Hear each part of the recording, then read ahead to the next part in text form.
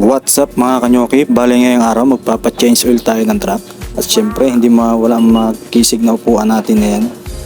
At yan nga, sinimulan na ni Manong Chief Mechanics na baklasin ang filter niyan. Yan nga, nabaklas na ni Manong Chief Mechanics yung dalawang filter. At syempre pinasabay na rin natin na ipaayos yung preno niyan.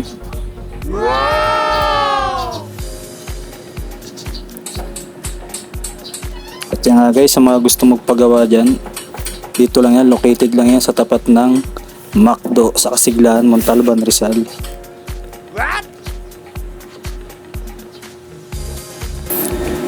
At yan nga, nabaklas na nila ang lining.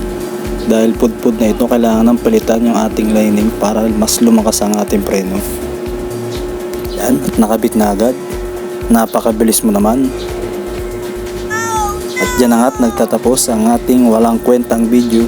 Pakilike na rin po and share. Salamat. Thank you for watching.